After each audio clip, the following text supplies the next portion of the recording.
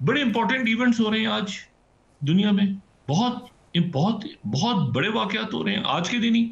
आज के दिन को ही आप देखें तो जो आउटगोइंग प्रेसिडेंट हैं बाइडेन, जी। प्रेसिडेंट जो बाइडेन, उनके दरमियान और चाइना के प्रीमियर शी जिनपिंग के दौरान के दरमियान ये आखिरी मुलाकात इस सेंस में है कि एज अ प्रेसिडेंट बाइडेन जो है वो मुलाकात उनकी हो रही है।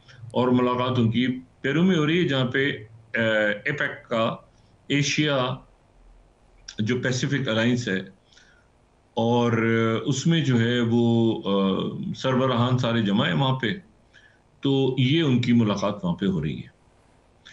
और इस मुलाकात में बहुत कोई मजबूत किस्म का एलामिया उसकी हम तवक्को नहीं कर रहे, लेकिन जाहिर है कि इस मुलाकात की अपनी एक अहमियत है। और मुलाकात की अहमियत इस लिहाज से है कि जाहिर है कि चाइना हॉक्स अगर आए हैं उनकी कैबिनेट में, नार्को रूबियो हों या बाकी लोग हों, सारे सेक्रेटरी स्टेट हों या बाकी लोग हों, तो उसके बाद फिर वो अपने आप को, चाइना तो तैयार कर रहा है ना कि आने वाले दिनों में उनके ऊपर टैरिफ्स, टैरिफ्स का मतलब ये है कि जो भी चाइना से मसनूआत आती हैं तो उन मसनूआत के ऊपर मजीद टैक्स लगा दिया जाए, यानी ये है। जी। अच्छा, इसके नतीजे में नुकसान होता है, क्योंकि चाइना जब जवाब देता है तो, अच्छा, 7 ट्रिलियन का जो टैरिफ है वो अमेरिका लगाता है मुख्तलिफ दुनिया से जो मसनूआत अमेरिका में आती हैं, 7 ट्रिलियन का। उसमें से 6 ट्रिलियन उन मसनूआत पे लगता है जो चाइना से आती हैं। तो अब वो अगर मसनूआत जो है वो, अच्छा, चाइना भी जवाब, ये जब 2016 में, 18 में ये फड्डा पड़ा ये टैरिफ्स की जंग का, तो उन्होंने उनकी, उनके जो चाइना से चीजें आ रही थी उनके ऊपर टैरिफ लगा दिए, और चाइना ने जवाब में उन पर टैरिफ लगा दिए।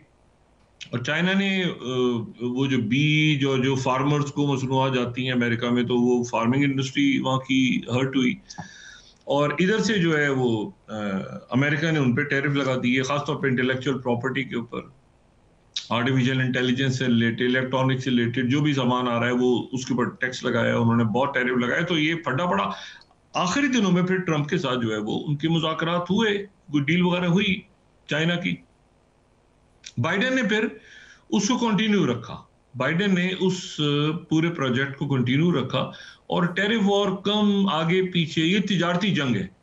ये जो टैरिफ वॉर है ना, ये भी अब आने वाले दिनों के अंदर इसको भी देखना है कि ये क्या शक्ल लेती है।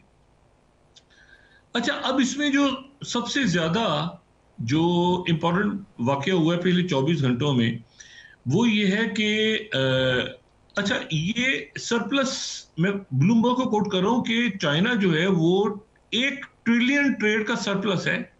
Fourth slide, Bloomberg, 1 trillion dollars का सरप्लस उसका ट्रेड है इस वक्त दुनिया में, सरप्लस, इजाफा। ठीक है। जी। अच्छा, और ये मैं आपको दूसरी बात ही बताऊं तो, अब उनके, ट्रंप के आने से पहले पहले सबसे ज्यादा जिस बात का खतरा अमेरिका की जो टेक्नोलॉजी, जो टेक इंडस्ट्री है वो महसूस कर रही है, वो ये है कि भाई ये जो वहां से आने के बाद ऐसा ना हो कि फौरी तौर पे जो ट्रंप हैं वो उनके ताइवान सेमीकंडक्टर मैन्युफैक्चरिंग कॉरपोरेशन जो है, जी। ये कंपनी जो है TSMC, उसके ऊपर पाबंदियां लगा दें।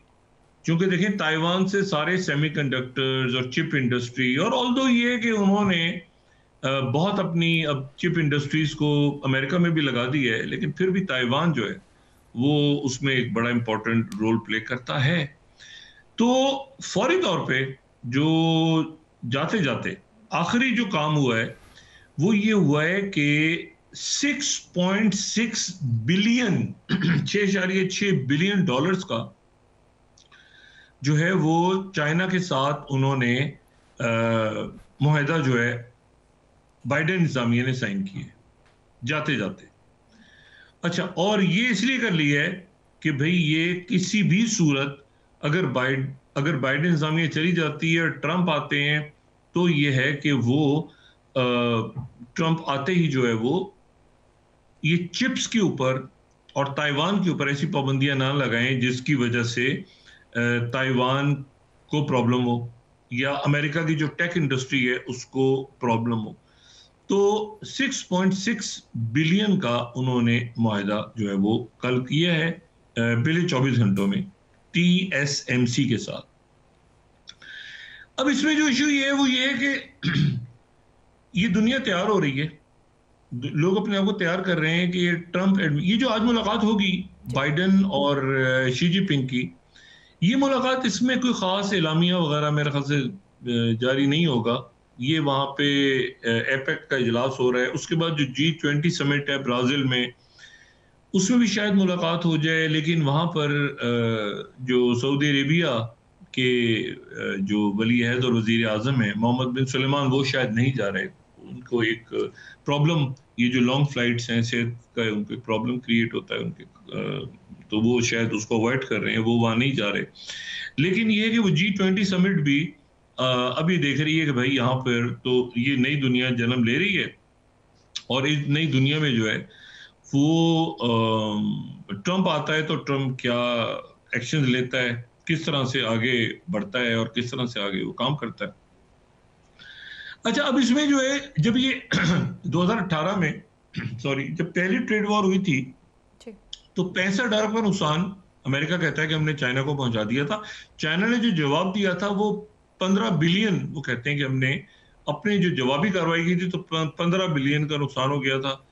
लेकिन फिर उसके बाद ये हुआ कि कोविड आ गया, पूरी दुनिया ही रिसेशन में चली गई, तो वो एक महंगाई और सुस्त मईशतों का रुकना, लोगों का बेरोजगार होना, फिर जंगें छिड़ गई, तो वो पूरा का पूरा वो जो क्याओस है वो नॉन स्टॉप चल रहा है अभी तक। और बाइडेन जो है उन्होंने जैसे मैंने पहले कहा कि सोलर पैनल्स के ऊपर ये टैरिफ बरकरार रखा 60% के करीब, और उसमें ये हुआ कि इलेक्ट्रिकल व्हीकल्स के ऊपर टैरिफ को बरकरार रखा और स्टील के ऊपर बरकरार रखा, तो ये टैरिफ अपनी जगह पर रहा। और अब ये है कि ये गालिबन आने वाले दिनों में ये जंग जो है वो छिड़ने जा रही है मजीद। ये दोनों मुल्कों के दरमियान जब टैरिफ की जंग होती है तो तमाम दुनिया पे इसका असर पड़ता है कि इनके ऊपर इन कंपनी पाबंदी लग गई, आप भी लगाएं, पाकिस्तान से मुतालबा होता है, इंडिया से होगा, अरब मुल्कों से होगा, इधर से होगा, हमने लगा दी पाबंदी, आप भी लगाएं, हमसे खरीदें। तो यहाँ पर फिर वो चाइना ये देखना है कि ब्रिक्स की क्या पोजीशन बनती है ट्रंप दौर में। चाइना के ऊपर अगर प्रेशर पड़ता है और बाकी मुल्कों पे प्रेशर पड़ता है तो फिर ब्रिक्स की तरफ कितने मुल्क जाते हैं, और ब्रिक्स प्लस जो है, जो ब्रिक्स अपने दरवाजे खोल के बैठा है और एक पैरेलल दुनिया को निजाम दे रहा है कि जी हमारे पास इकोनॉमी भी है, हमारे पास सिक्योरिटी भी है, हमारे पास और भी वहां, तो ब्रिक्स में फिर कितने मुल्क ऐसे हैं जो ब्रिक्स का हिस्सा अपनाते हैं, और अमेरिका अगर बहुत हॉकिश होता है उन मुल्कों के साथ तो फिर वो क्या पॉलिसीज अपनाते हैं। अच्छा, उसकी पहली एक मिसाल हमें पिछले 24 घंटों में नजर आई है, और वो ये है कि जो जर्मन चांसलर हैं ओल्फ शॉल्स, उनकी कोई 1 घंटा तवील गुफ्तगू हुई है प्रेसिडेंट पुतिन से। जर्मन चांसलर और रशिया के प्रेसिडेंट पुतिन, और ये जो मुलाकात है, ये मुलाकात आप इस तरह से समझें कि ये जब से यूक्रेन की जंग छिड़ी है उसके बाद से ये पहली इनकी गुफ्तगू हुई है जो कि आपस में इनका राब्ता हुआ है। जर्मन चांसलर और रशिया जी। ये अच्छा, दोनों मुल्कों को ध्यान में रखें कि ये, मैं फ्रांस की और या मैं यहाँ पर बरतानिया और रशिया की बात नहीं कर रहा, मैं बात कर रहा हूं जर्मनी की और रशिया की। अब मैं जब जर्मनी और रशिया की बात कर रहा हूं तो यहां पर उनकी तारीख ज़हन में रखें। ये वो जर्मनी और रशिया हैं कि 19वीं सदी में, 19th सेंचुरी में, वो जो लीग ऑफ 3 एम्परर्स बनी थी, ठीक है, लीग ऑफ 3 एम्परर्स, उसमें रशिया, हंगरी और जो है वो रशिया, हंगरी और जर्मनी साथ थे। और ये जर्मनी, रशिया, हंगरी ये साथ थे, और ये इसलिए साथ थे कि वो कैथरीन द ग्रेट थी रशिया की, वो क्रोएशिया जो जर्मनी का हिस्सा है, तो जर्मन थी तो वो जर्मनी को रशिया को पास लेकर आ गई। हिस्ट्री ज़हन में रखना जरूरी है। पहली जंग अजीम जब हुई तो रशिया और जर्मन एक दूसरे के मद्दे मुकाबले थे, और दूसरी जंग अजीम हुई तो भी रशिया और जर्मन आमने सामने थे। तभी तो हिटलर वहां गया और उसकी जो हिटलर ने जो ये जो ऑपरेशन बारदोसा के बाद उसने फ्रंट खोला, फ्रंट खोला और नाकाम हुआ, शिकस्त हुई। जनरल फ्रॉस्ट जिसका हम जिक्र करते हैं, नेपोलियन के बाद हिटलर, तो जर्मन और हिटलर और रशिया के ताल्लुकात कशीदा हो गए। फिर उसके बाद जब खत्म हुई वर्ल्ड वॉर तो जर्मनी दो हिस्सों में टूटा, ईस्ट जर्मनी और वेस्ट जर्मनी, और दीवारें बर्लिन बनी। तो जर्मन और रशिया की जब बात करते हैं ना तो तारीख ध्यान में रखें। फिर उसके बाद जब सर्द जंग खत्म हुई तो वो उसकी अलामत क्या बनी कि बर्लिन वॉल गिरी है, और प्यूटिन की ड्यूटी कहाँ थी? जर्मनी में, ईस्ट जर्मनी में वो प्यूटिन मौजूद थे। तो जर्मनी के चांसलर की जो बात होती है उसको हम ध्यान में रखेंगे, वो जर्मनी है, और ये वो जर्मनी है जहां के ईस्टर्न साइड पे जो इलेक्शंस हुए हैं वो इलेक्शंस हुए हैं जहां पे प्रो रशिया पार्टियां जीत गई हैं। अब उस जर्मनी के जो चांसलर हैं उन्होंने 1 घंटे बात की, और जर्मन जो है वो चांसलर, जाहिर है एक इंटरनल पॉलिटिक्स भी चल रही है। वो फरवरी में गालिबन वहाँ इलेक्शन होने जा रहा है, स्नैप इलेक्शन होने जा रहा है। उन्होंने अपने फाइनेंस मिनिस्टर को वहां से हटाया है, उसको क्योस पैदा हुआ है, वोट ऑफ कॉन्फिडेंस, ये वो सारा वो इंटरनल पॉलिटिक्स है, लेकिन रीजन में बड़ी जरूरी है। अच्छा, ये ध्यान में रखिए कि जो कोल्ड वॉर जब चलती रही तो कोल्ड वॉर में यूरोप की जो गैस है वो सोवियत यूनियन ने बंद नहीं की, कोल्ड वॉर के दौरान भी।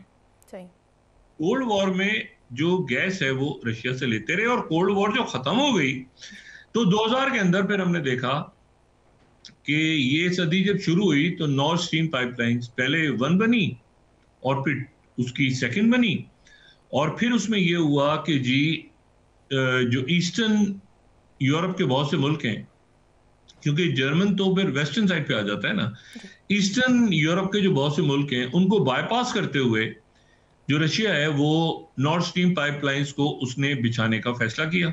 जर्मन्स ने भी तस्लीम किया। नॉर्थ स्ट्रीम पहले 1 बनी बाल्टिक सी के अंदर, और फिर नॉर्थ स्ट्रीम 2 बनी, और फिर 2022 में फिर ये उनका लाइसेंस वार कैंसिल हुआ। इस प्रोग्राम में हम डिस्कस कर चुके हैं काफी तफसील से। प्रेशर था, जर्मनी ने लाइसेंस कैंसिल किया बाइडेन दौर में ही, और फिर उसके बाद एक धमाका हुआ और नुकसान पहुंचा 2022 में, जिसकी तहकीकात अभी तक जारी है कि ये नॉर्थ स्ट्रीम का जो की पाइपलाइंस को कैसे ब्लो किया गया, क्या हुआ। सिमोर हर्श की उस पर स्टोरी है, एक इन्वेस्टिगेशन इसके ऊपर हो रही है डेवलप। लेकिन जर्मन चांसलर का जो कहना है, जो बातचीत करना है इस वक्त, वो जाहिर है कि जर्मनी ने पिछले महीने जो है वो यूक्रेन के लिए मदद का भी ऐलान किया था।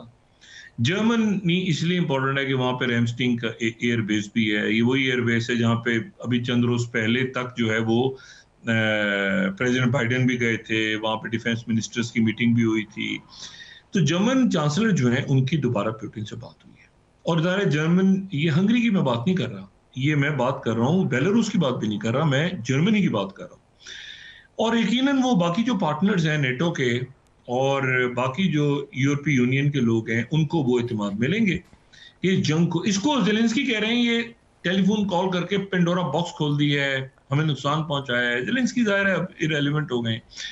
तो यूरोप जो है वो अच्छा, उन्होंने ऑस्ट्रिया, रशिया ने कहा कि हम गैस जारी रखेंगे, गैस सप्लाई, क्योंकि विंटर आ रही है तो यहाँ पे प्राइसेस बढ़ेंगी, यूरोप में नहीं बढ़ेंगी, कैसे क्यास होगा। तो वो रशिया गालिबन इस पूरे क्यास में फायदा ये उठाएगा कि वो यूरोपियन मुल्कों की हमदर्दी हासिल करेगा, और उसने कहा कि ऑस्ट्रिया के थ्रू नहीं बल्कि हम गैस की सप्लाई यूरोप को जारी रखेंगे। और रशिया अगर जारी रखता है और यूरोप अगर ये खरीदता है गैस, क्योंकि सर्दियां आ रही हैं तो कहीं ना कहीं से तो गैस लेनी है यूरोप ने, तो गैस अगर लेता है रशिया से और रशिया देने को तैयार हो जाता है और तैयार है रशिया, तो फिर उस सूरत में वो पाबंदियों का क्या बना कि जो पाबंदियां यूक्रेन की वजह से लगी थी तो वो तो जबरदस्त हो गई साइड पे। तो ये जो टेलीफोन टॉक है ये बड़ी इंपॉर्टेंट है, इसीलिए ज़ेलेंस्की कह रहे हैं कि भाई ये अच्छा, इसका कोई फायदा, इसका कोई फर्क नहीं पड़ेगा, क्योंकि आप देखिए वहां जो टीम आ रही है प्रेसिडेंट ट्रम्प की, वो बहुत ज्यादा प्रो नेटो है भी नहीं, वो बहुत ज्यादा प्रो ईयू है भी नहीं। मैक्रोन भी उस दौर में कह चुके हैं ब्रेन डेड नेटो को, जंगें बहुत ज्यादा तूल पकड़ गई हैं। तो ये पीस एग्रीमेंट अब होना है, यानी ये पीस एग्रीमेंट, इसको जर्मनी करवाए, ईयू करवाए, ये पीस तो होना है यूक्रेन और रशिया के दरमियान, तो चाइना करवाए इसको, ईयू, अफ्रीकन यूनियन करवाए, जो भी करवाए, there should be peace, stop to the war. War के ऊपर अब लोग नहीं है।